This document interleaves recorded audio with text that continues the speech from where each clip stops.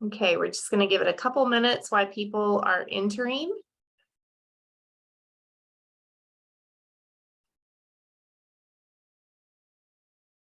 Couple more minutes.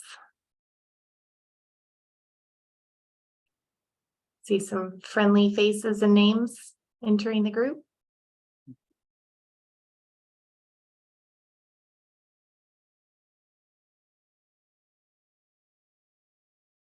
Okay. All right. So I'll go ahead and get us started with setting the stage. So this week, the Pentagon announced that the ISIS leader that was responsible for planning the 2021 attack on the Kabul airport that killed 13 U.S. service members has been killed by the Taliban. So that this occurred and was such a significant part of our news cycle really underscores the importance of what we're talking about today. My name is Gina Ligon. I'm the Director of Insight, which is the Department of Homeland Security Center of Excellence for Terrorism Prevention and Counterterrorism Research. And a huge thrust of our work is the examination of the leaders of the groups that pose the most risk to the United States homeland, as well as our people and facilities abroad. Today, I'm actually here at one of our partners in the Insight Consortium, George Washington's Program on Extremism, where DHS-funded work is led by Seamus Hughes. Seamus Hughes, his ISIS Virtual Entrepreneurship Board is behind me. I'm actually in his office today.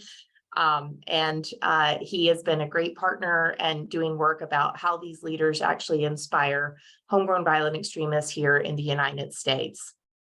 One of their incredible researchers, Andrew Mines, actually has a new book with Amira Jadoon out on ISIS Khorasan, about their alliances and rivalries. And this panel came from his brainchild, in that he really wanted to get what he called the best leadership experts around to be able to share their newest research that may not have even hit the books yet, or the journal articles, and to be able to have this kind of facilitated discussion about some of the applied implications associated with leadership work. And so here they are. My job is to introduce them and to be able to set the stage for them, give a little bit of logistics, and then get out of the way so you can hear from them. And so in order of events today, I'll go ahead and give you the roadmap of where we're going. So this is about an hour-long panel of each of these experts speaking about their latest work. They all have different types of expertise, which we're really excited about.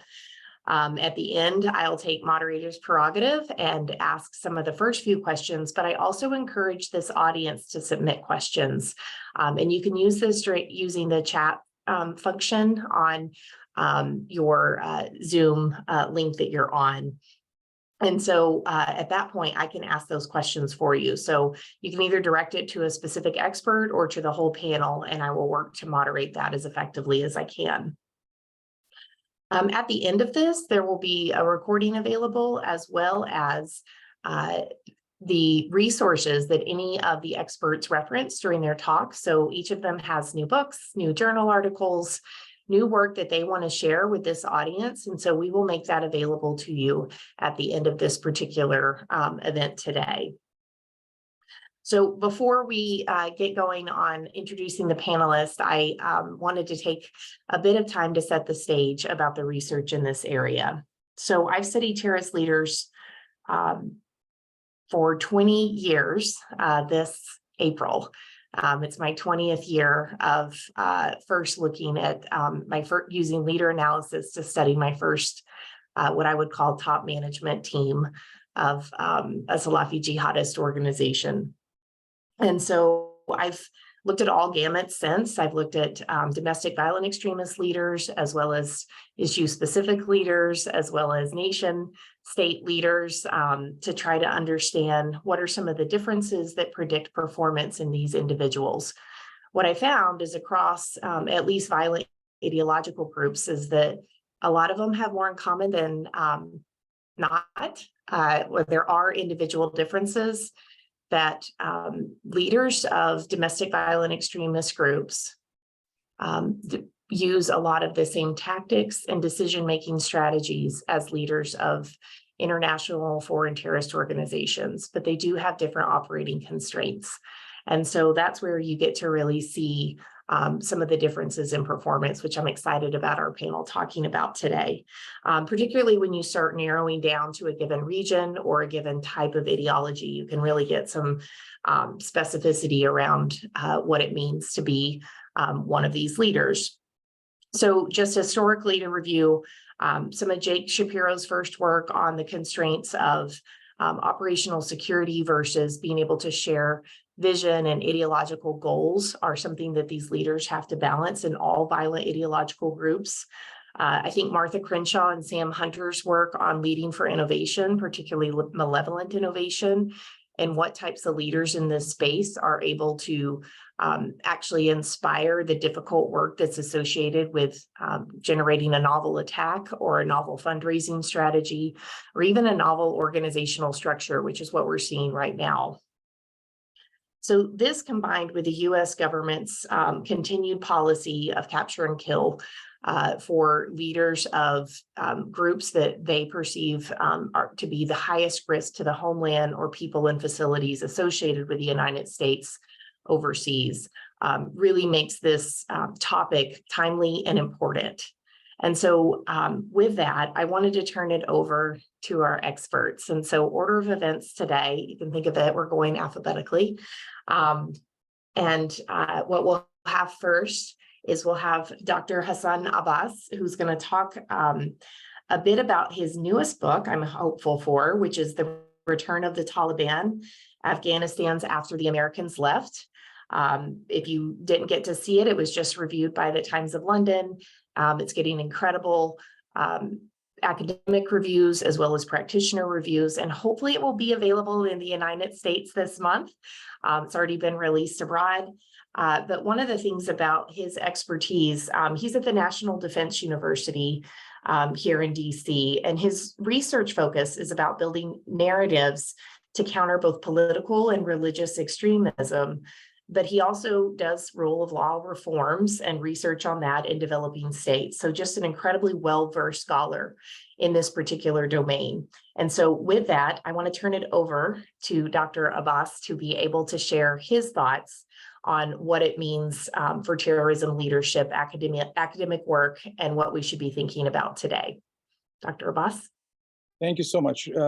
I'm truly honored by this opportunity, and especially to be among these very learned and accomplished scholars who are in this panel. I'll briefly talk about the range of different techniques and the range of leadership styles that we are seeing in South Asia today in the militancy or the jihadist world, but especially in reference to Taliban. But before that, I'll say that if you look at all the groups, if I have to just briefly categorize, al-Qaeda is in South Asia, it is weak, but it is weak in terms of its organizational structures, and also because there is no big name leader which is aligned or associated with al-Qaeda today. So the profiles or the inverted commas charisma, so-called charisma associated with these names make a huge difference. Al-Qaeda is weak because there is no big name which is leading al-Qaeda at this moment, but their presence through social media is keeping it alive. They are coming up with new magazines, actually. Moved to ISK, there's an excellent new book that has come out by one of the organizers of this conference, and Amelia Jadoon on and reminds on ISK. We know that ISK remains somewhat of a puzzle. We know that it is a resilient group, Islamic State of Khorasan. Many a times people thought in 2018, 2019, that since it came into existence in 2015, that it is a dead group. But then again, whenever the opportunity arises, ISK is up on front, and there's a different leadership model. Their leaders are not as well known, or their speeches and their big statements are not widely available. But there's something about ISK in that region which is giving it the capacity to be resilient, which is the idea of caliphate. And it is more dangerous in the sense that militants are and extremists are using it than it is still widely known. In one of my interviews for this recent book on the return of the Taliban, when I asked, this was one of the ideologues of Afghan Taliban, when I asked him what we asked often in US in our own language or lingo, what keeps you alive at night? What keeps you up at night? And I framed it exactly like this. This was an interview happening in Pakistan. And this is the Afghan Taliban ideologue. And he said, it is the idea of caliphate, the way ISK is using it. Because he said, our young folks are asking this question that the new state that Taliban is building, what is our governance model? And he said, because more is known about the ISIS or ISK model, people are really energized by that because they think of a new state which will be just, which every good thing that you associate with it. And he said, now they ask us, how are Taliban different? So this idea is even having an impact. So at times, charismatic leadership works. At times, these ideas, which are in line with the times that you are living in, that happens. Now I come to the main point on Afghan Taliban and Pakistani Taliban. Again, different models. In Afghan Taliban, who are now, for all practical purposes, in power, they are the de facto rulers. The pattern has changed from Mullah Omar, who was a militant leader because he had done well in the field and he had taken some powerful decisions at the spur of the moment. For example, going after some of the Mujahideen, Afghan Jihad era leaders at that time, and he was seen as very aggressive, very powerful, who took decision on the ground, and he had no religious credentials per se. He had never gone into any madrasa. So he had led the Taliban over last, from 1995 to till the time of his death in 2013. But the new leader, current leader, Mullah Haibatullah in Kandahar, who's all powerful, all his credentials are purely religious credentials. He's not seen as a battlefield commander, but his education in a madrasa, and he's called, in a sense, religious Sheikh al-Hadith, which means he is really into the theological academic side of things. He had used to run a major madrasa in Quetta, Pakistan, close to that area. So it's very interesting how Afghan Taliban's leadership style, not leadership style, the profile of the leadership has changed in a tremendous fashion. And those who are in Kabul, Mullah Sirajuddin Haqqani, Mullah Yaqub, son of Mullah Omar, and many others, they are kind of more pragmatic. It's very interesting. And I'll then move on to Pakistani Taliban. But one last thing, all the speeches, and I was looking at the profile for this book, trying to categorize these speeches that are coming out of Kabul from these cabinet ministers, defense minister, interior minister, all the others, are quite, for the lack of any other word, secular in orientation. They talk about governance, they talk about a banking system, they talk about good governance, they talk about aid, they talk about why West is not recognizing us, legal issues, political issues. Whereas in Kandahar, the really seat of power, all the statements that come out are a Sharia state. The whole, we have done a big favor to the Islamic Ummah. We want to build a new model, which is according to Islam. So this is, and the real power at this moment is in the hands of Kandaharis in Afghan Taliban. So that's another interesting model. Last but not the least, with my probably 2 minutes left in my quota, which is on Tehreek-e-Taliban Pakistan. Extremely deadly group. If you ask me which is the deadliest group in South Asia today, which has a capability to not only create havoc, but also potentially conduct attacks elsewhere in the region at least, is Tehreek-e-Taliban Pakistan. And why I say this is because this is the group which has borrowed from so many smaller militant groups, some which were focused on Kashmir, others which were focused with ethnically inspired. And that is the group which has now started conducting attacks in Pakistan. And the most unique thing about it is they have a well-known leader who's an acknowledged, accepted leader of Tehreek-e-Taliban Pakistan, or TTP, because he belongs to the most important tribe in that area, which is Mahsoods. So, and this will come up later on as well. In some areas, it is extremely important what is the tribe of the leader. Not his academic credentials, I'm saying theological credentials or anything else, or battlefield experience even. His tribe makes the huge difference.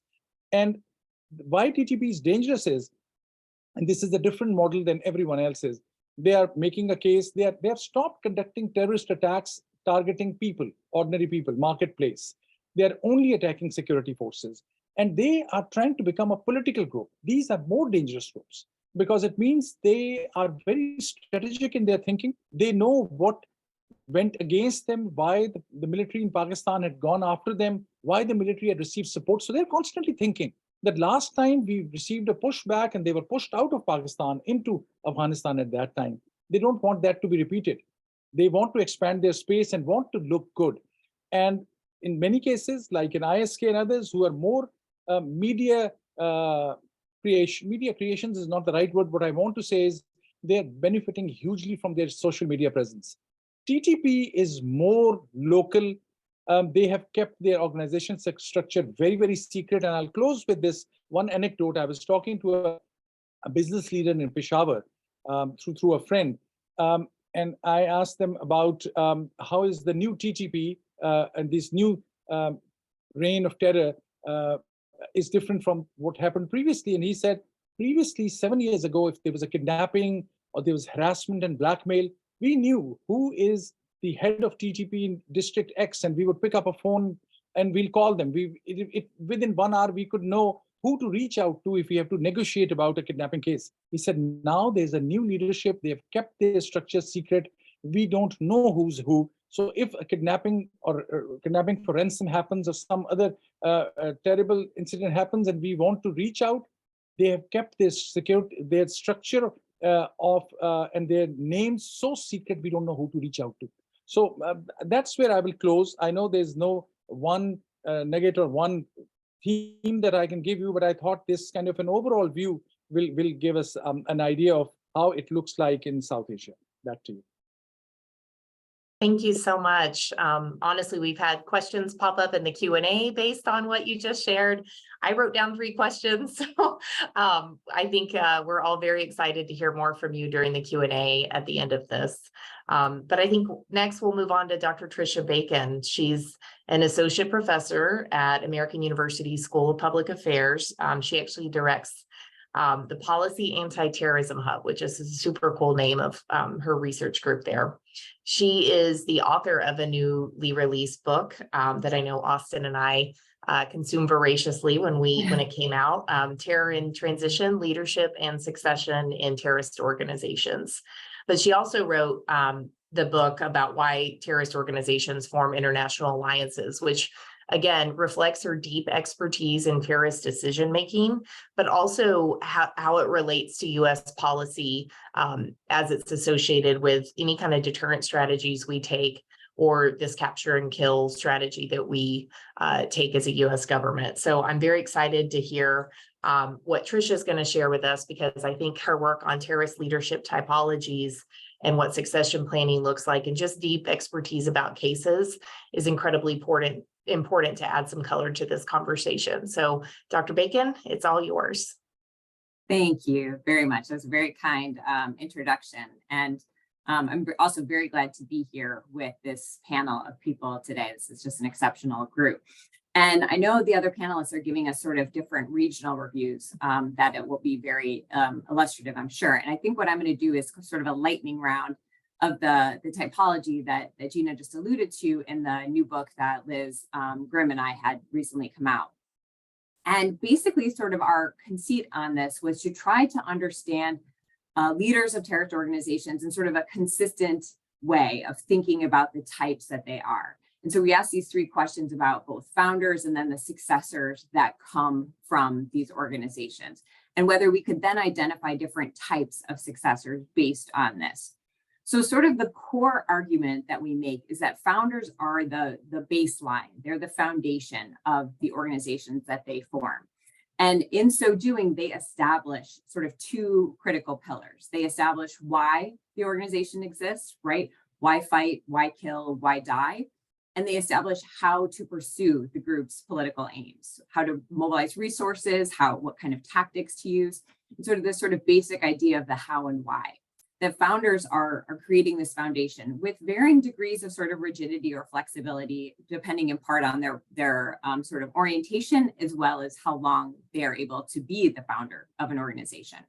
So with this idea that you have founders, then when you experience succession in organizations, in particular, we looked at religious terrorist organizations with the idea that in these kinds of organizations, leadership plays a perhaps outsized role as it does compared to some other types of organizations. And so from there, what essentially the choice that's facing successors is how much to vary from the founder's foundation. Essentially, how much change to undertake to this core how and why established by the founder. And the idea is you can take basic sort of small incremental changes that sort of evolve a group slowly over time based on circumstances, based on counterterrorism pressure, or take these much bigger discontinuous changes, introduce new tactics, start a political party, participate in elections even, sort of the array of tactics, not just violent tactics, as well as maybe moving from having front businesses to kidnapping and really changing how you mobilize resources or how you recruit. So this is kind of the core question facing successors. Often founders have a lot of legitimacy in their organizations. They are why people join. They're who sort of set the tone. So these kinds of changes are pretty significant questions for successors. And with this idea, essentially we propose that there's 5 types of successors. And the types are based on how much change the leader undertakes to either the how and the why or both. So the idea of a caretaker is essentially they continue the pathway set by a founder. They're not making major changes to an organization. And often they're going to have forms of inherited legitimacy that essentially they depend on the founder for their legitimacy. So they're reluctant to make significant changes. And then we propose the idea of a fixer, which are leaders who are keeping the ideology, the goals the same, but they're making changes to the tactics, making changes to the resource mobilization. And then for signalers, they're keeping the tactics generally the same, but they're making larger sort of political or ideological changes. And the big one that came up in groups we looked at was affiliations with al-Qaeda or the Islamic State, sort of this shift in the framing of an organization. And then we have visionaries. And these are kind of the game changer leaders. These are the ones who are changing both the tactics and resource mobilization of a group and the ideology, sort of political framing of an organization. But we also wanted to acknowledge that leaders are not necessarily the end all be all for these organizations. Sometimes because of circumstances, personality, counterterrorism pressure, leaders are not going to be the people driving changes in an organization. And for those types of leaders, we call them figureheads, where essentially they are not the locus of decision-making in the organization. And one of the things we want to sort of bring to this is the idea that none of these types are effective or ineffective inherently. And a lot of the debates within the leadership sort of discussions about leaders in these organizations is about whether a leader was effective or not. And people use very different criteria to assess that. And people I'll think very highly of will make polar opposite arguments about the same leader. And it's often because we're using different criteria.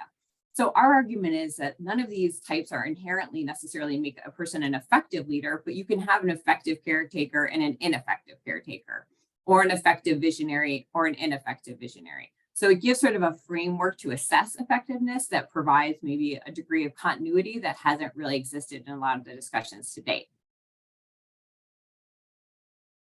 And then in the book, we have 4 case studies that I won't go into in this discussion, but we look at 4 organizations in depth that have variation in geographical area, duration of the fixer, chronologically, the religious orientation of the groups, and we look to see whether these typologies really capture the leadership dynamics. And each one had a very different leadership sort of trajectory, but overall, we do see that these types consistently emerged in these 4 organizations that we looked at in depth.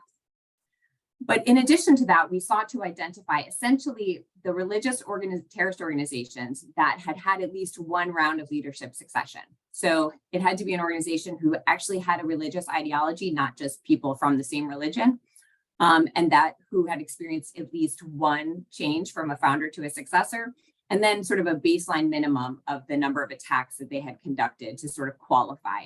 And we did have to drop a couple of organizations because there simply wasn't enough information. But we went back about 100 years to develop our sample of 33 organizations. And one of the interesting things that we found is essentially there's a degree of conservatism between in the succession process from a founder to the first successor. Most of the time when you lose a founder, you're going to see a caretaker emerge as the next type of leader, which makes some sense given how sort of larger than life founders tend to be. But if you are going to see change, the main change is going to be tactical. That groups are going to change their tactics or the way that they're mobilizing resources in that initial succession. And probably not surprisingly to anyone in this event, most of the time founders are killed. That is the main sort of trajectory that we see in terms of why founders are no longer leading the organization. In sort of the rare cases where they step down, as you might expect, we're going to see caretakers. They only step down if they know someone's going to continue their legacy. But by and large, no matter how they're killed, the most likely way that we're going to see, most likely type we're going to see is a caretaker emerging. And interestingly, when we looked beyond just that first line of succession to all of the succession that we looked at, it was 38 founders because a couple organizations had multiple founders and about 112 successors. The vast majority of the time, 65% of the time, you're going to see the emergence of a caretaker or a fixer. So most of the time, leadership succession is not producing necessarily major change in these organizations. But I think that one of the surprising things was how often we did see visionaries. They were about 19% of the time. And what we saw is that they were really sort of polarizing leaders, meaning that they often came into organizations that were weakened and they either really revitalized those organizations or essentially they cracked them in half. Like it was too much internal discord. There was too much consternation about the changes they were making. So it was a particularly volatile type of leader. And about 10% of the time, we saw that there were signalers who changed the framing and ideology, but not the tactics.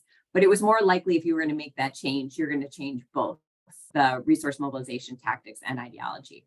And I think the biggest surprise for us was how relatively rare figureheads were, about 7% of the time.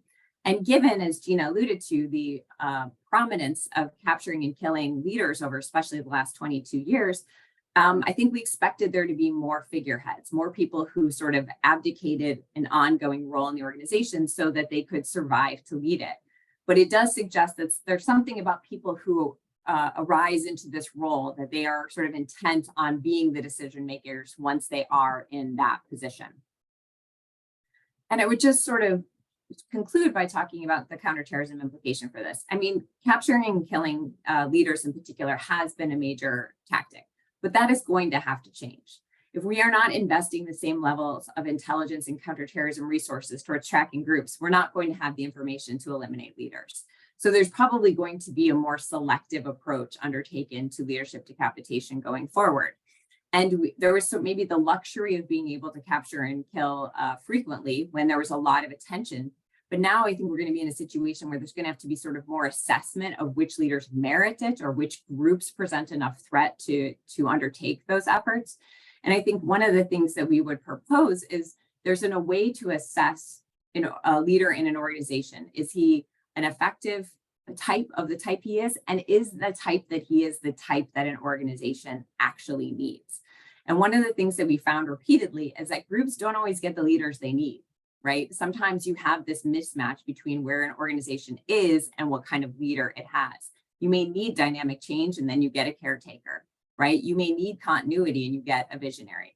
So we're hoping that this will provide some framework that can help to inform at least leadership decapitation decisions going forward in the sort of new phase of counterterrorism that the US government is in.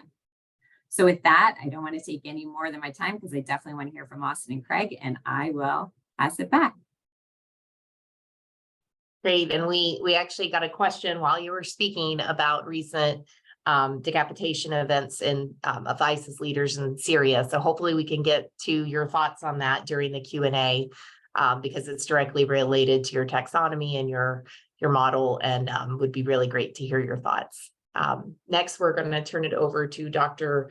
Austin Doctor. So Austin is from Omaha, Nebraska. He is now anyway. He lives there because he is part of the Insight Center. He's our director of counterterrorism initiatives, research initiatives, and he's a political scientist in the University of Nebraska, Omaha Poli-Sci department.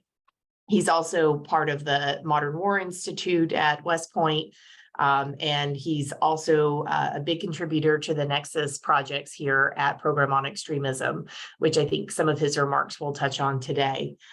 What I'm really excited about with Austin's work is that he's been doing some really large and quantitative studies about leadership efficacy and different types of effectiveness. So to Trisha's point, thinking about different types of outcomes and what we mean by effective leaders, and just published something in Terrorism and Political Violence on that front about different militant leaders' backgrounds with military combat and training and how that predicted different levels of lethality. So excited to hear from him on that, as well as some of his research about regional leadership in the AFRICOM area of operations. So with that, I will turn it over to Professor Doctor.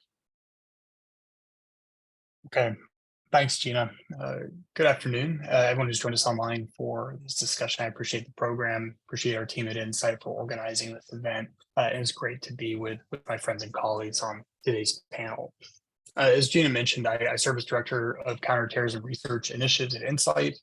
My work focuses and addresses militants and terrorism, both at home and abroad, with a focus on emerging threats.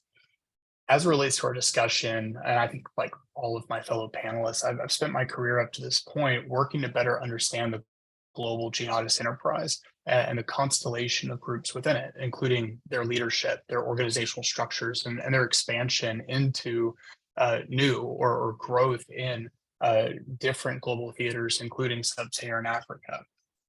Time is short, and so within that time, I really want to focus on the trajectory of al-Qaeda and the Islamic State in Africa, with a pointed focus on those regional leadership dynamics. I've been fortunate to publish some of this work, as Gina alluded to, with the program's Nexus initiative, including a recent report that Trisha and I wrote on the implications of the raid that resulted in the death of Bilal al-Sudani earlier this year. I've got about 5 minutes or so. So within those five minutes, 3 quick points. One is that the Africa region remains a critical front in the global jihadist enterprise. Second is that leaders of local AQ, IS affiliates in Africa are mostly operating largely independently of any command or control from that central leadership, if we view them within that nested leadership structure. And that lends itself to what I want to be a third brief point, and that based off of that fact and based off conditions on the ground, I expect that leaders of local Islamic State and AQ affiliates in Africa, that they're going to tailor their narratives and largely their operations more narrowly to remain largely focused on local and regional issues or the near enemy. But, and this is with that big caveat, some will remain operationally capable of attacking U.S. interests and communities. So let me get to the first point. With regards to Salafi jihadism, we're continuing to see more growth in Africa than any other global region. And we should be wary, I think, of taking our eye off the ball, because that threat remains very real. And it's not just real, that challenge, that problem is getting worse. We are observing in real time a sustained surge of violence across the continent. The recent report from the Africa Center summarized this pretty well, demonstrating that violence linked to militant Islamist groups in the region has actually nearly doubled since 2019. And not only that, but that civilians, right, continue to bear a growing share of the brunt of this violence.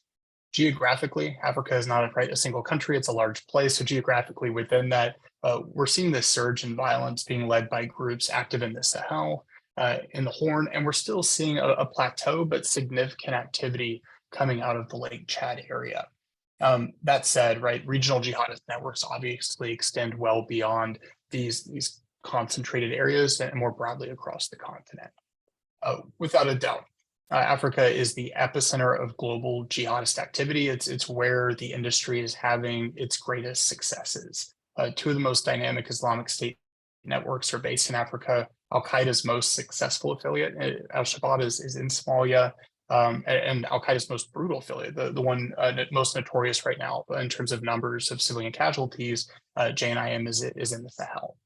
And so if these are the top performers, right, within the global jihadist enterprise worldwide, and they're largely concentrated far away from at least the believed position of their respective central leaderships. I think it's worth considering here how we think about the commanders of these regional affiliates and how they operate and make decisions within their more nested leadership structures. And this moves on to that second point, that I expect that leaders of local AQ, IS affiliates in Africa will continue to operate mostly independent of command and control from that central leadership. Some of this is because AQ and IS their core leaderships are having a tough year due to a high tempo and sustained tempo of leadership targeting operations with al-Zawahiri in July, Saif Baghdad in October. These groups have experienced additional sustained losses, right? It's still sort of at that next bottom layer at the highest echelons of their councils and leadership. And so in this phase of these groups' life cycles or this industry's life cycle, both al-Qaeda and the Islamic State, I think, will come to rely heavily on its top performers in regions outside of, say, Iraq and Syria for both credibility and for sustained effect. Under these conditions, there are far fewer opportunities for communication, for monitoring and enforcement. These are fundamental mechanisms of command and control. I really love how our mutual colleague, Jason Warner, puts this, and I think he's right in that he describes that affiliates in Africa, particularly with the Islamic State, largely operate and act as sovereign subordinates, where instead of control, central leadership offers some strategic and operational guidance and really respective to very particular subsets of affiliates, but co-branding and this connective tissue really mostly serves other functions, things like brand promotion, propaganda, financing and support, and really even the sort of endowment of doctrinally aligned legitimacy. And what this means is that to better understand and to more effectively anticipate the trajectories of these jihadist insurgencies in Africa, we have to weigh what we know about the central leadership, but focus on what we believe to be true of its local commanders. Their competencies, their biases, and even their personal visions for a localized jihad. And this, Lindsay, I'll conclude in briefly so I can turn the mic over to my colleague. Third, and really on that point, is that we should expect leader narratives and activities by African affiliates that they will largely remain focused on local and regional issues. Now, I say that with the caveat that this is not an industry that has forgotten that far enemy of the West, but for operational, right, and localized reasons, will likely remain more focused on the near enemy, at least in the near term. They'll direct those both political and military actions against local governments and local communities in order to establish that sure foothold and even begin to expand their radius of influence, where narratives will be leader narratives, the why that Tricia mentioned, right, will be deeply rooted in locally held grievances. They will draw on for many of these groups they're going to draw on those generational ties to local communities. And I think we should expect to see for the groups that don't have those deep connections and levels of embeddedness that they may seek to artificially generate some kind of compliance through more extreme and severe forms of violence. Again, this is not to suggest that we should not remain vigilant to the threat of an over-horizon attack against the U.S. or that African Islamist groups won't work to inspire persons already living in the United States to conduct an attack. Some of these groups will maintain that capability. And just as an example, just a few years ago, we saw an operative of al-Shabaab being arrested in the Philippines, right, who was working to conduct a 9/11 style attack in the United States. We should not remove, right, this type of risk from our consideration, but also weigh it with the knowledge or expectation that these groups will predominantly have an operational focus that's closer to their areas of operation. Again, it's an issue that hasn't gone away, but will be more centered locally. To wrap it up, let me close by saying that I'm grateful for a chance to have what I think is still a very important and timely topic. And with regards to global jihad, the United States is out of the woods. We continue to see credible risks in the forms of homegrown violent extremists, plans for over-the-horizon attacks, and a more entrenched and deeply entrenched expansion in key global regions like Africa. Thanks so much. Look forward to our discussion and Q&A. Great. We already got a question in the chat as well for you, Austin, about implications of state actors in Africa, particularly some of China's industrial ambitions, as well as, I would add, Russia's sort of non-state or asymmetric ambitions there. So maybe we can ask that in the Q&A just for you to start thinking about. Our final panelist is Dr. Craig Whiteside. Craig Whiteside is a professor of national security affairs at the U.S. Naval War College's resident program at the Naval Postgraduate School in Monterey. You know, his research, if you followed him, has really been focused on some of the application associated with profiling these types of leaders, and specifically his book, The ISIS Reader, that was a Oxford University Press released in 2020, really tried to help us understand how leaders in that particular group thought about military doctrine, and using that to be using his training and background. He's a former Army officer as well, to be able to understand and help people like us, civilians, who may not have the same kind of training he does, to understand the implications of their military doctrine for their leadership decision making.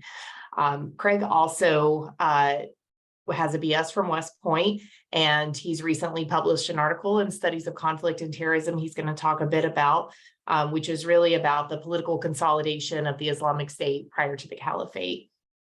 I'm excited to hear Craig today close us out with our panelists. He's going to talk about jihadist leadership, specifically in Iraq and Syria. So with that, Dr. Whiteside, the floor is yours.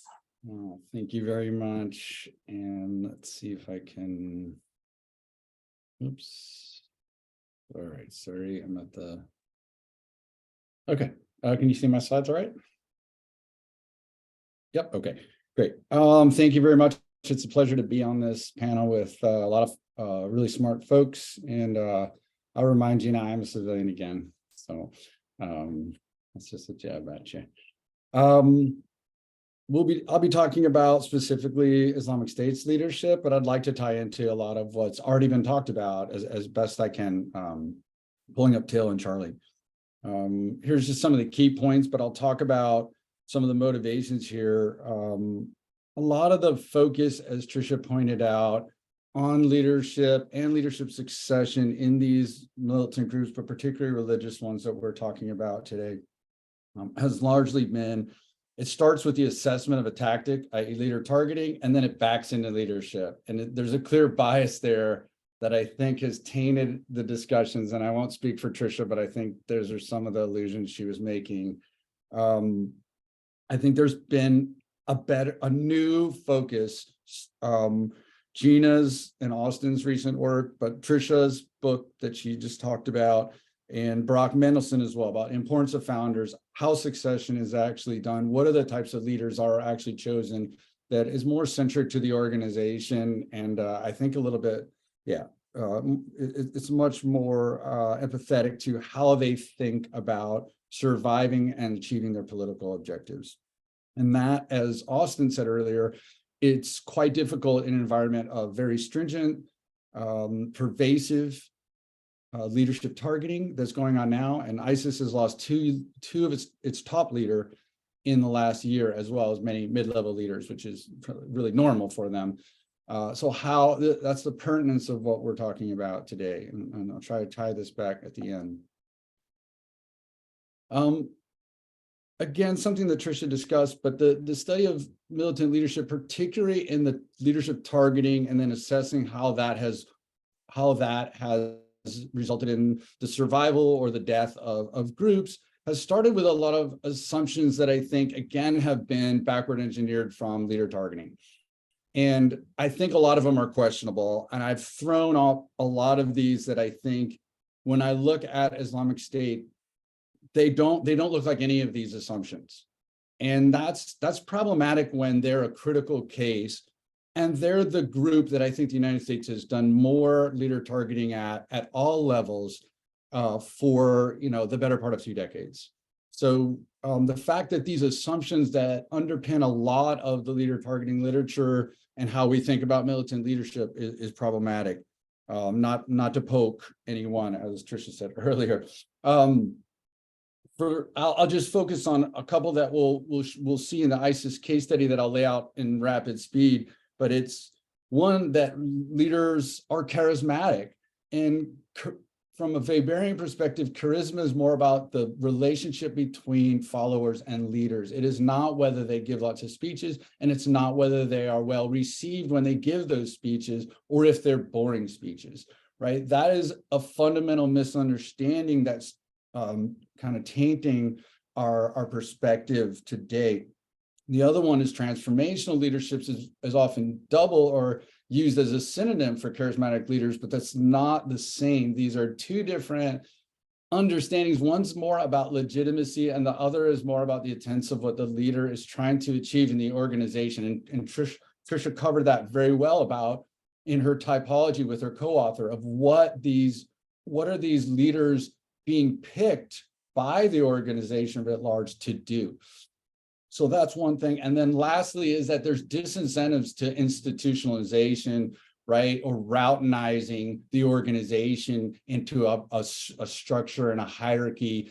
But the Islamic State, I could show you chart after chart after chart of their organizational charts in detail that go back to 2005 that belie that assumption that these groups are trying to do this at the same time. I think everyone understands who this is. This is the founder of the group. He was charismatic. He set the agenda. He was transformative for the movement in the direction that this part of the movement, of the larger movement, kind of went in. And I think we understand a lot about that. But then, as Trisha pointed out earlier, succession of that founder is crucial. And it's clear from documents that we've seen that Islamic State was thinking about this both before and during the transition period of their leader, and wrote a very long piece about why they need to create an Islamic State in Iraq, but two, how do they think about leadership? Who's going to lead that state? And how do they choose the leader? And they've really followed this almost directly since. So this shows you the intentionality that goes into this. I would just say that the only thing that's missing from here that Islamic State has done, and I'll hit that in the next slides, is there's no mention here that they have to be related to the Quraysh tribe. And in this particular document, nor were caliphs in the early caliphate period of early Islam or later had to have that tie as well. So they've made that up. They've modified and innovated in that way for a particular reason that I'll try to highlight here.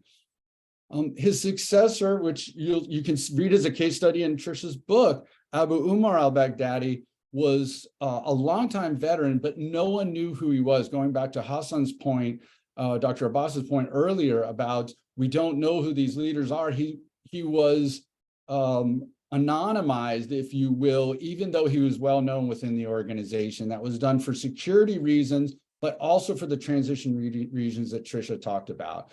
He can't be bigger than the founder, so don't try.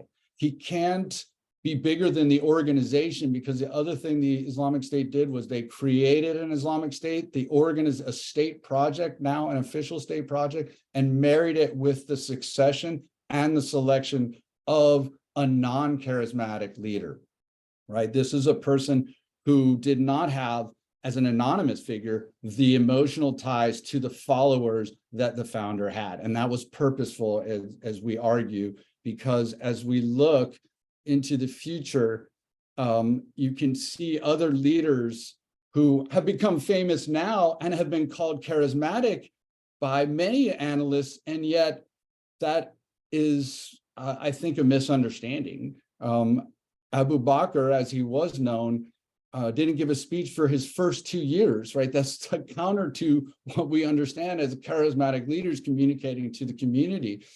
He was more of the caretaker that she mentions. He has these religious credentials that Dr. Abbas talks about that are really important. And he has the Quraysh tie that Abu Umar also had. And he's also got additional ties, the Husseini tie that Abu Umar had as well. So he's really following in the exact kind of footsteps as Abu Omar. And there's, certainly he makes decisions that change the trajectory of this organization. But what the group when the group selected them, they wanted him to kind of continue the ideology and the implementation of a future Islamic State as directed by the founder, with very little changes, both in tactics and who the targets are, the types of things we focus on.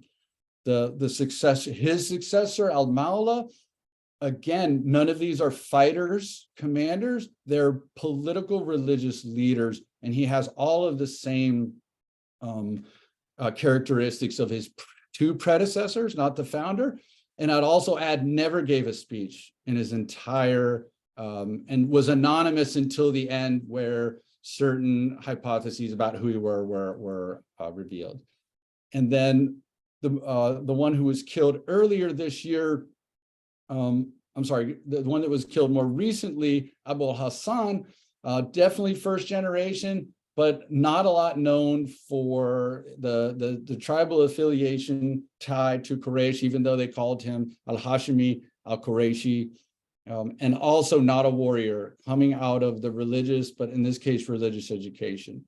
So what we know about the current leader is almost nothing. And his predecessor didn't give a speech. We have not heard from this one. He's anonymous. He has the religious tie that you can see and the lineage to Muhammad's tribe, the Prophet Muhammad's tribe.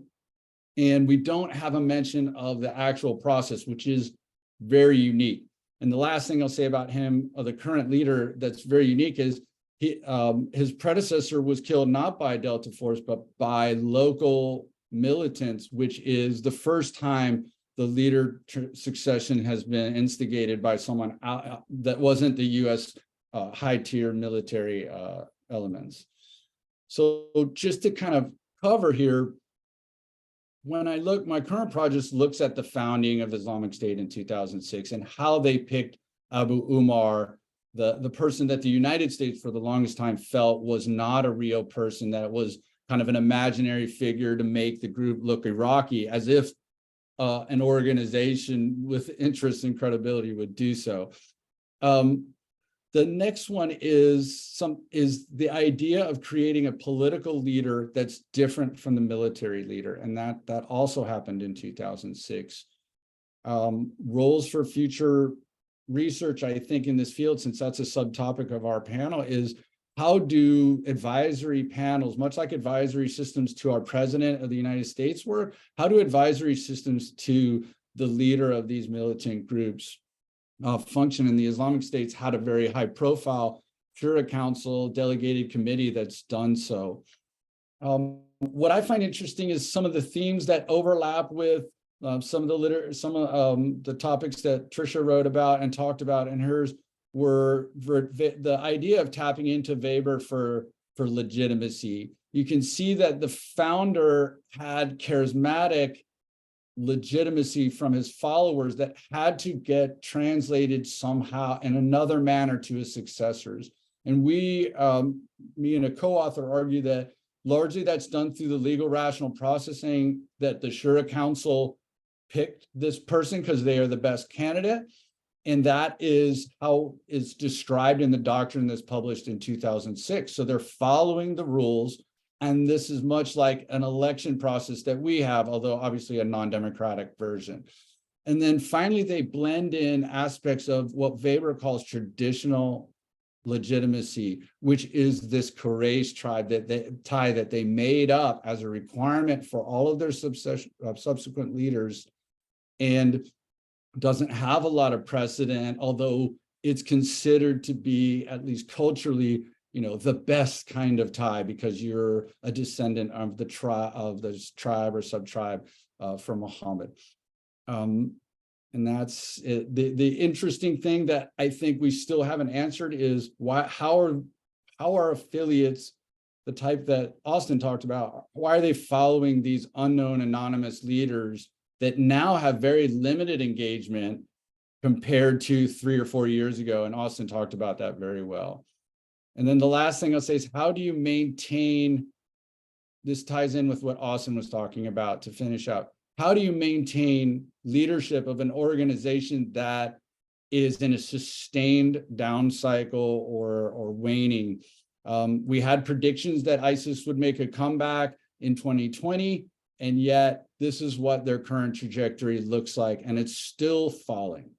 So I'm sure 2023 numbers, even though they have fluctuations in different, in Africa per se, in all areas across the globe, the Islamic State is plummeting and still not hit bottom yet. And that's an important thing to think about, because the leaders have to manage expectations in this down cycle. And I think you can see even in their heartland of Iraq and Syria, it's all-time lows, and we haven't seen, for the first time since I think 2003, we have not seen a Ramadan offensive by either Islamic State affiliate or Islamic State actors in this particular country, which I think tells you, which says a lot, but it to me makes me think that the leadership is under unprecedented pressure from within the organization, and then of course outside of the organization. And with that, I'll conclude.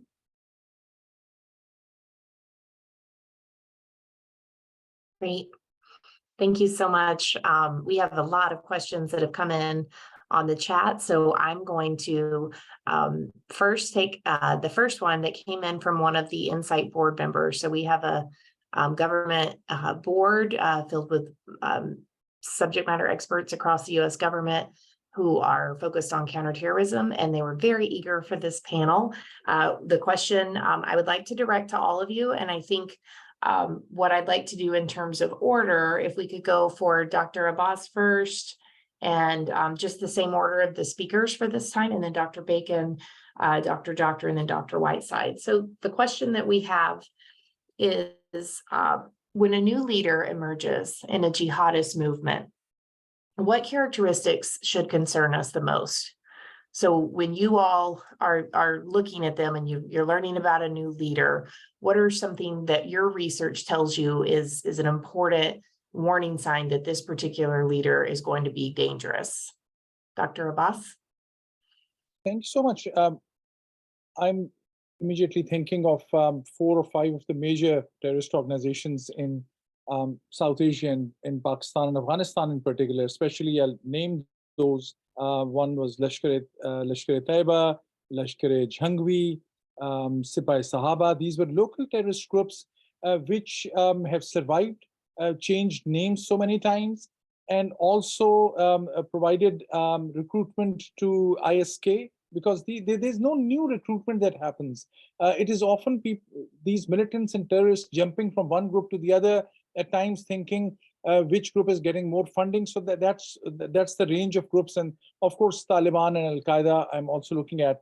I think, as I briefly hinted earlier, the most important thing will be in this case, their ethnic background. Because in case of Taliban, and because as we often say, by no stretch of imagination, all Pashtuns are terrorists or extremists, and but all Taliban, in many cases, about 80 to 90% were from one ethnic background, although there are Punjabi Taliban, others as well. Their ethnic tribal connection. Because with that tribal connection, I'll just mention one tribe, Mahsud, M-E-H-S-U-D. And Mahsuds were historically known to be rebellious, to be those who defied order. They were not necessarily terrorists, but they were the ones who were leading some of the revolutionary radical movements historically. So anyone, because the name is associated with those who are seen as brave, courageous, historically rooted. So when someone becomes a leader from that tribe, automatically that tribe's loyalty is there. That's why it is important. So tribal connection in case of South Asia, for sure. History of participation in militancy, we know that from al-Qaeda and others, the modern day terrorist groups are in some shape or form all a byproduct of Afghan jihad of 1980s, whether it was Islamic movement of Uzbekistan, whether it was Malaysia. It was all those jihadis who had fought in Afghanistan who went back home, many of them, and started their own organizations. I shudder to think What will be the impact of this new ISIS in Iraq? They've been pushed out largely, but Syria, exactly what we had seen in Afghan Jihad in 1980s, we now know the result. What ISIS has done to this field, we will know 5 years from now, 10 years from now, and we are starting seeing all this. So the history of participation in militancy, because that's how the names become prominent within their own sphere. Thirdly, access to resources. In 1990s and even later on as well, in South Asia, many of the militant terrorist groups in Pakistan, for example, would pick a group based on which group is in the good books of the Pakistani intelligence. Because at that time, Pakistani intelligence was in some cases supporting some of the militant groups in Kashmir to fight against India for their own reasons, all politics, that is aside. But people would pick up a group based on, okay, if I'm a part of a militant group which has a good relationship with the state infrastructure, so I'm not going to be pursued by the state. So that's also another thing. Which are the leaders which had linkages with the state establishment or state infrastructure? And last but not the least, charisma, of course, matters. That's pretty well known. And the last and not the least is, of course, the religious credentials. And that is tricky. We don't know always in these modern militant groups, those who claim to be Muslim, in there, necessarily it is not important that they have a religious credential or religious degree. People don't go out for that. Bin Laden was able to do so much damage, and he would issue fatwas, and he had no religious degree. Because ordinary people had no idea. They saw him wearing a certain turban and a certain dress code, and they said, oh, he must have religious credentials. But in the eyes of the people, this fact that whether somebody has religious credentials or not is important. So if from a counterterrorism point of view, my last point, and I'll leave it at that, if I find a person who's newly emerging leader, and if I, as a state or as an individual, as a law enforcement, as a political leader, I know that this Mr. X lacks religious credentials, I would use social media. I would use the counter narrative by exposing that this person actually is not well rooted into Islamic ideology, and by that the ordinary people will think, oh, then that means he's a politician. He has political radical agenda, and he's using religion for these purposes. Thank you. Yeah, excellent counter messaging strategies with all of those that you just shared. Dr. Bacon. Sure. I think the first thing I would say is that one of the things that I've experienced, even when I was in the intelligence community, is there's a fair degree of surprise that can happen in succession processes. You know, us knowing Zawahiri would be bin Laden's successor is sort of the exception. And as Craig alluded to, there's successors who we don't know at all, who sometimes can emerge as really dynamic leaders, and then others who we never really know anything about. And I think one of our core sort of thesis of the book is that one of the things we can more systematically do is assess what kind of leader exists and how that fits with the organization's circumstances. So that's, kind of the core argument that I've already made. I think that especially in environments where you don't maybe know a lot about their credentials. And one of the things that we found that was very interesting is people changed as leaders over time. Zawahiri was a very different type of leader when he was the head of Egyptian Islamic Jihad as when he was the leader of al-Qaeda, in terms of how he made, even though his personality didn't change, sort of how he led did change. So I think that's one of our sort of main things that we're pointing to with this work. And then I have something that's sort of on the other side of things, which is I think one of the things to look at is how excited and how mobilized supporters and members are by an individual. And that may or may not be related to specific characteristics about them that are easy to know, but you can see when a leader has sort of this activating effect on the rank and file and on supporters. And I think that's a really important sort of marker to note of a leader who has the potential to really be dynamic and make the organization grow and become a threat, again, even if it wasn't at the time. I love that point that leaders change over time. So org psychology usually suggests that personality assessments are only valid for 3 years because people's personalities change based on life experiences, training, leadership experiences. So that really resonates with how people study conventional leaders as well. So I'm so glad you brought that up. That's great. Professor Doctor. Sure. Thanks, Gina. Thanks for the question. I think this is a really important one. For me, the first two places I look when a new leader steps into that role and position, thinking about how they may make decisions, I look to two characteristics. First, their prior military experience. I'll talk about that in just a moment. The other is their prior political experience, right? Because I think that this fundamentally shapes the way that they view themselves in relationship to the status quo, and therefore potentially how they shape narratives in relation to the status quo, whether or not they come, for example, from a federal or national level political office, right, as opposed to maybe being a district or regional local leader, or from being from a fully marginalized, right, unrepresented group, is going to shape how they view themselves in relationship to the existing structures of power. It's going to shape the narratives they craft to mobilize persons to their cause, and likely the types of demands that they might make on the leaders, right, the stakeholders of that status quo. And so political experience, I think, can offer a useful initial sort of point of assessment or point of leverage for anticipating the upcoming trajectory of a given insurgent, militant, terrorist movement. On the military experience side, as you know, we just published a study about this exact topic in terrorism and political violence. I think we can actually make that available in the chat for those of you who are interested in that.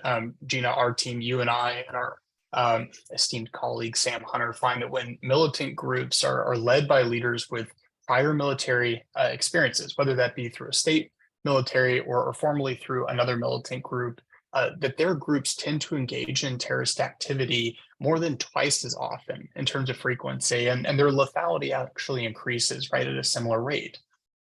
What's also interesting about this study and what we found in the course of our work is that if we actually look under the hood, our research indicates that there are specific forms of leader military experience as they relate to terrorist activity at the group level in different ways.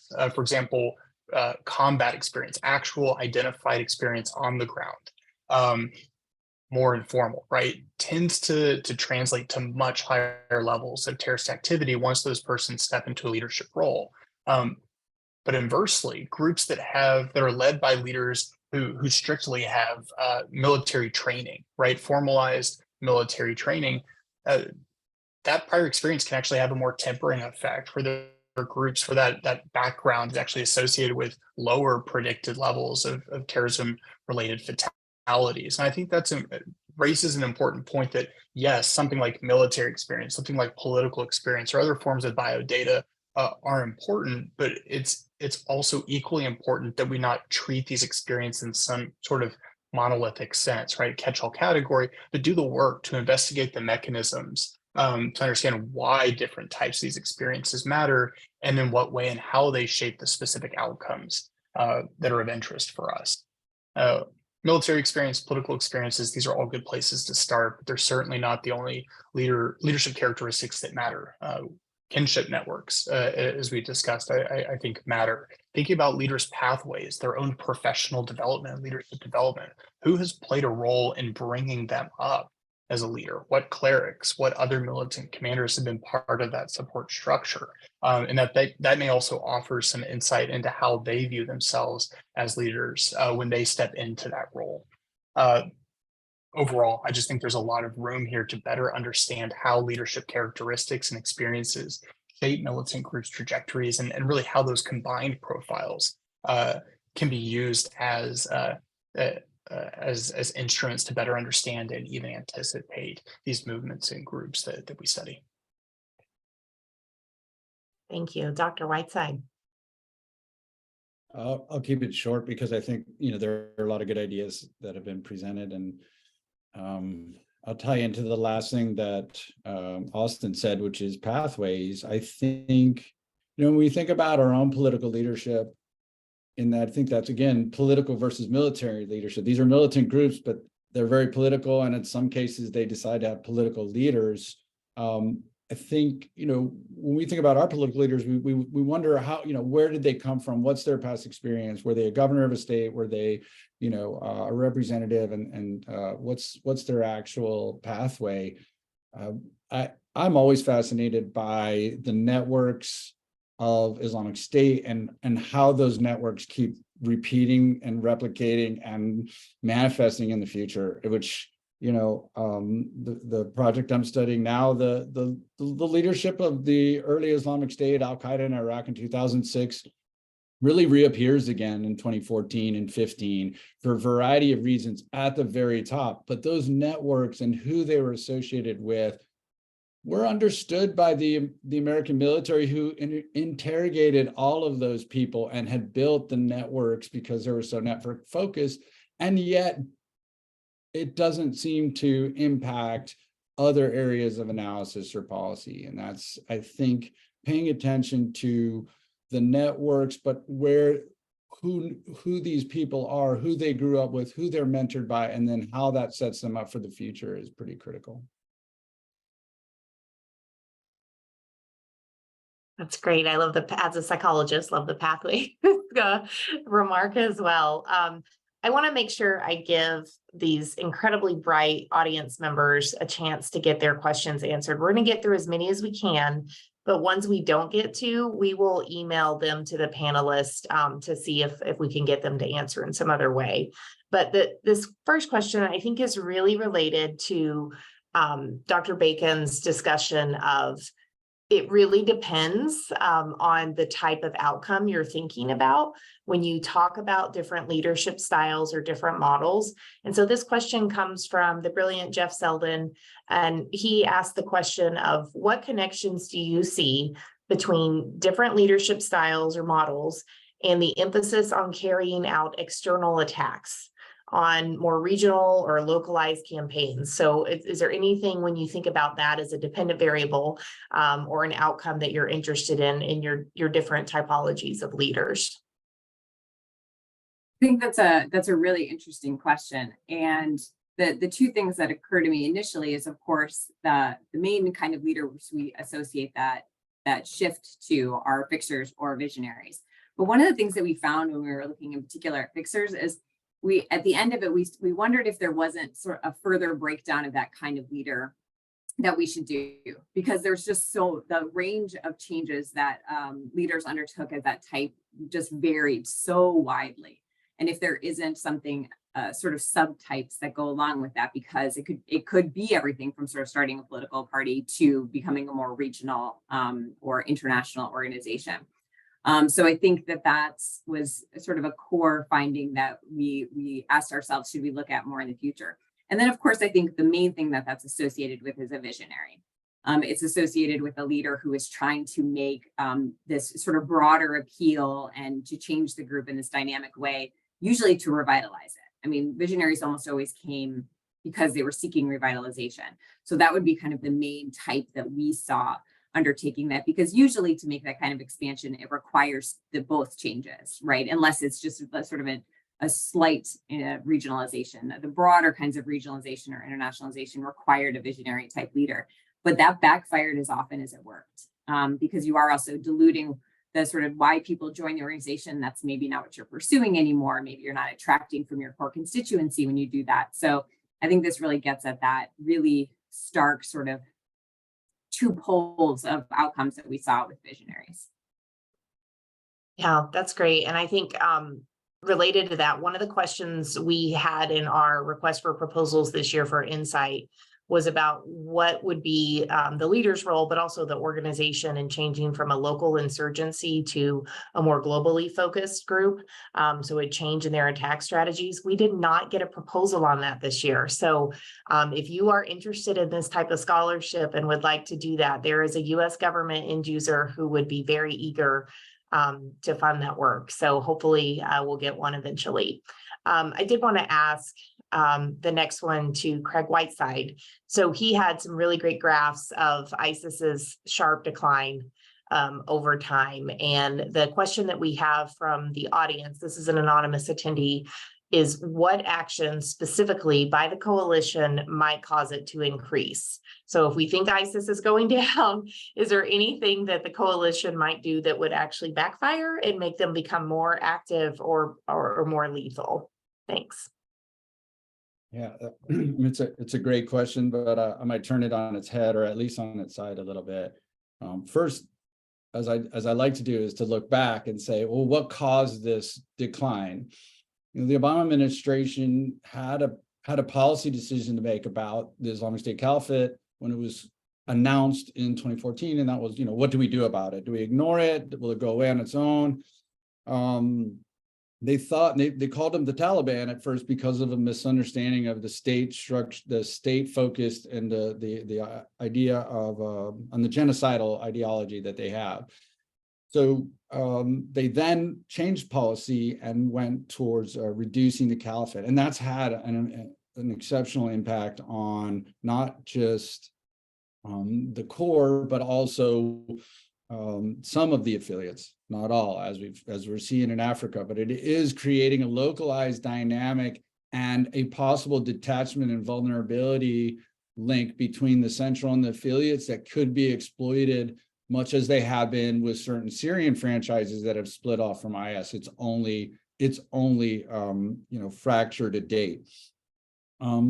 The second thing is making sure we understand what we did that was successful, like the counter-ISIL campaign very broadly, and what wasn't, really efforts prior to that during the surge period, and certain legends that we've kind of told ourselves about how successful that was, and yet in the long term we were right back there. And then third and finally, I really don't think that it's anything that the United States does or doesn't do that's going to change the trajectory that we see currently.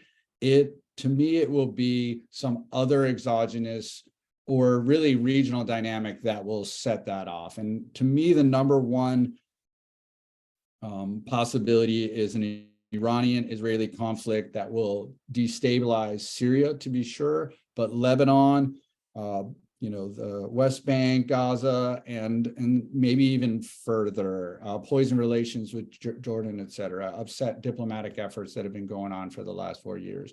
And I say that because I think, it was getting close, and there's lots of indicators that there's, a shadow war going on between Israel and Iran in Syria. And if that gets out of control, that would not be within U.S. interest for stability in the region, and it would probably change that trajectory. Yeah, especially the propaganda coming out of that. That's great. That's a really good insight, Craig. The next question is for Dr. Abbas, and especially with his historical perspective of now that America has left the AFPAC or Afghanistan region. But the question is, what is the AFPAC region doing to stem recruitment into these new organizations? And how does that compare to 10 years ago when the coalition was there in our stemming of recruitment activities?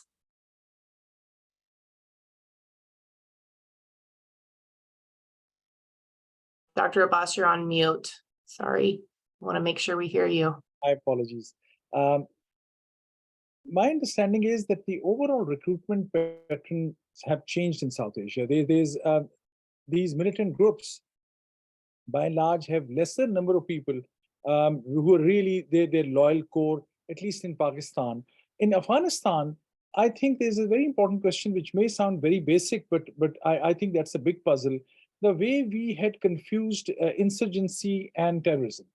And that remains a big issue, because there was a big debate in US military side, intelligence side as well. For the last 20 years, we kept on thinking, what's the Taliban number? 20,000, 30,000, 40,000? It turns out that it is in millions, because we were looking at a different way in which we look at the recruitment, and we confused in between insurgency and terrorism as well. I know this is making a controversial point, but I think this is very much relevant to South Asia today. TTP also, so long as they are able to gain some ethnic support, tribal support, and there are some grievances which are political or historical, that is more a sign of an insurgency. And they have a different way they recruit, and it is much easier to recruit people in insurgency than in terrorism. In terrorism, there are more specific goals, there are more organizational things. I'm generalizing, of course, but that is one thing I want to mention. The second thing is, which is relevant for other places as well, but South Asia especially, a very, very little investment in counter narratives or counter extremism. That is the way to stem the tide. Many people will tell you that in some of the terrorist groups are weakened, which is true, but radicalization in society has increased in comparison. So those people who have radicalized on issues of blasphemy, for example, in Pakistan, you'll not be able to say that they have joined a terrorist group per se. But because of the radicalization in society on certain religious issues, at a critical moment, they can get involved in terror and violence. So how do we quantify that? So these things, insurgency, terrorism, radicalization trends, those who are at the helm of affairs, those who are responsible for countering these, have to be very, very clear on these issues. And in South Asia, I see there's still a confusion on this issue. In India as well, last point. In India, which is not often covered in media by and large, because it is in transition, the national kind of political polarization that has happened in India, and what is happening to minorities with Muslim groups and Christian groups and many other groups as well in certain areas, not all across India. That, to me, my biggest concern is any religious extremist group from the Islamic side will be able to recruit quite easily. The Muslims in India have not shown that path, that's the path they would take. I'm not talking about Kashmir, which is a different issue, but by and large in India. But if that is not taken care of from within the Muslim societies in India, which is a large 220 to 230 million people, then, and if they continue to feel alienated and that the state is not supporting them, it will be very easy for any regional country to trigger trouble, or indigenously some group will come out. We had seen previously this had happened, but India had done well in pushing that out of the game. Now I see that in coming years, 5 to 7 years, 3 to 5 years, that can be a big challenge. So that's the kind of AFPAC picture that I see. And I'm not seeing whether from government of India or from Pakistan. Afghanistan is a slightly different case, but in Bangladesh also, it is the way the government, which is the democratically elected government, but the way they have gone after their opposition parties, which is a religious party, declaring them a terrorist, that has created a new challenge, which is forcing some of the political opponents to say, if you keep on calling people terrorists, they ultimately say, okay, this is a title that has been given to me. Okay, let me turn out to be a terrorist, even if they are kind of political extremists, which is different category than terrorists. Thank you. No, that's really insightful. So I think I want to make sure I'm combining two questions for Austin. So he's got a few questions about Africa. So Austin, what's the impact of Russia and China in Africa on these groups that you're studying? And relatedly, is there a strong presence of foreign fighters in any of the groups you're studying? Is there a penchant for accepting them into the ranks, or are they more homogenous in their makeup? Thanks, Gina. Two very good questions. I'll start with the foreign fighter question and then come back to the China and Russia issue. For foreign fighters first, yes, present in many groups on the continent and intentionally recruited by their leadership. Most of these come from regional neighboring states. Partly from a feasibility aspect. Some of it has to do with leveraging kinship networks that extend beyond sort of present political boundaries. In terms of the extent of their presence, the majority of these are recruited more at the rank and file level and would represent a minority of the force for these different groups. There are a couple of exceptions. I think about the group in northern Mozambique being led, at least spiritually and doctrinally, by a Tanzanian national. That's an exception, though, to the rule, and that for the most part, these groups are led by leaders from communities that they're primarily operating in, who make strategic decisions to bring in and actively recruit foreigners, in part to boost their ranks, right, and their operational viability, at least in the short term. As Tricia and I think many others on this call know, foreign fighters are not necessarily always a force multiplier, right? They can have short and long-term negative effects on the trajectory viability of the groups that bring them in. So this is a measured risk and strategic trade-off that local leaders have to weigh when they think about their intentional recruitment profiles. As it relates to China and Russia, I would say that they have similar effects through very different mechanisms. The perpetuation of weak governance, destabilization, and extraction of resources. All of those things can contribute to providing and sort of exacerbating permissive conditions for these groups to thrive. I think one of the questions mentioned BRI, right? Belt and Road Initiative through China. And if you look at the terms of those deals, or at least we make an assessment based on what we believe about the terms of those deals, those are highly extractive with high rates, right? That has lent itself to default, right? An exacerbation of actually a weak financial and economic position.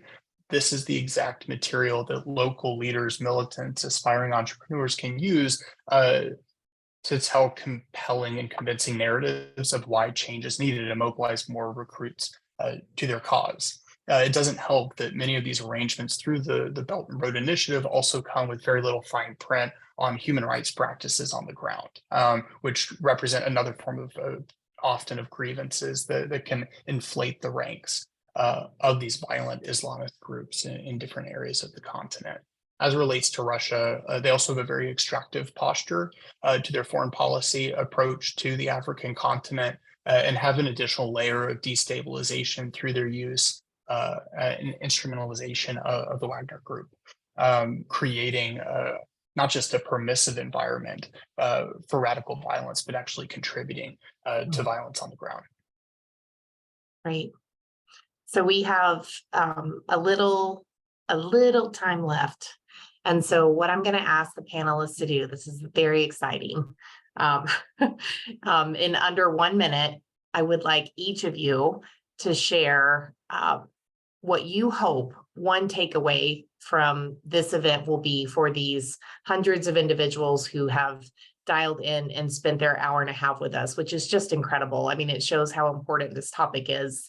And so what I'd like to do is start with Craig, and then go to Austin, and then go to Trisha, and then go to Hassan for the reverse order from the beginning. So Craig doesn't always have to be at the end. So we'll, timer's on, Craig. So if you bust a minute, I'm just going to mute you, but I will go first to Dr. Whiteside. Go for it, Craig. Thank you, Gina. As a war college professor, I'll start and end with theorists, but I won't name them for you. One that our industrial leadership targeting, which took 2 to 3 years in the early phases of what you might call the GWAT. It took 2 to 3 years for it to excel to the industrial, really exquisite tactic that we use today. But that gave our opponents an opportunity to think about how to institutionalize leadership and leadership succession, particularly for Islamic State, and I think others are looking at that. And that's, of course, the theorist who talks about war or warfare as, this engagement between two or more thinking entities that are trying to counter each other. And that's what we see, I think, a theme throughout all of our discussion points. They learned how to transition charismatic posthumously from the founder, and they learned how to protect leaders long enough and create formal advisory councils that could, help insulate leaders and keep them alive as long as possible. And again, I'll end with, that's what we've learned about warfare since Thucydides. It's this give and take nature, back and forth, and we need to make sure we understand or empathize that our opponents and adversaries are learning and thinking about a lot of the same things that everyone here is talking about.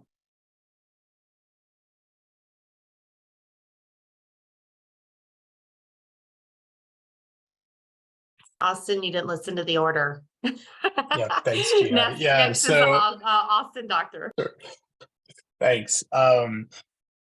In under a minute, 2 things. First is an encouragement not to take our eye off the ball. The threat presented by the global jihadist enterprise is still real and present. It's often framed, or increasingly I hear the problem set framed as a pivot towards great power competition, I'd like to go between the horns of that dilemma, right, and suggest that the broader global security environment is not substituting one threat for another. Rather, we are seeing the layering of multiple complex threat spaces simultaneously to include the sustained presence and actually evolving and morphing nature of transnational and domestic terrorism. The second is that, and I'm preaching to the choir here, right, is that leadership matters, and that a focus from an analytic standpoint and from in terms of applied, both basic and applied research, an analytic focus on jihadist leaders, both global and local, can offer an effective and a highly efficient vantage point or point of leverage for understanding and anticipating these violent threats and trends. I think those are all really great points that were made already. I think the only thing I would add to this is I think we're at an inflection point. We spent 20 some years sort of assessing the effects of leadership decapitation after it was undertaken. And I think that the scholars here today are sort of turning over a new leaf, and Gina's been at this for a while, of looking more closely at the leaders themselves and trying to understand leaders as, you know, their role in these organizations, you know, the impact of their characteristics on the organizations that they lead. And so I think that it's sort of a call for more examination of leadership at this point, so that going forward, there's a more sort of fulsome understanding of that as we work in an environment much more constrained in terms of resources for counterterrorism.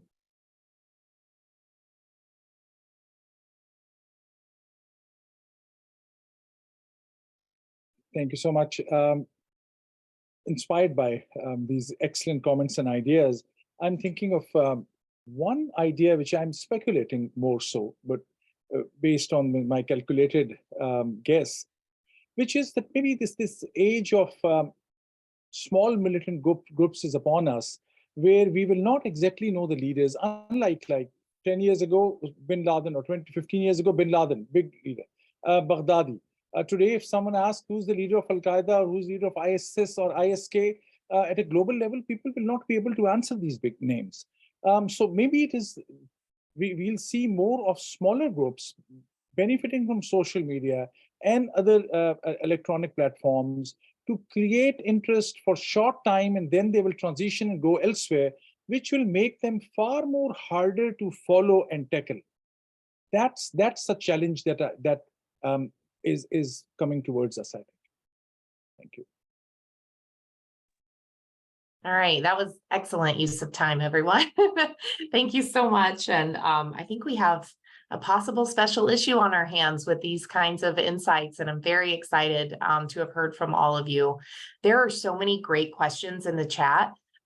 So again, to follow up with these, we're going to give them to the panelists and try to be able to get them to collate and respond to some of these questions for you, especially for people that gave their name, which was helpful.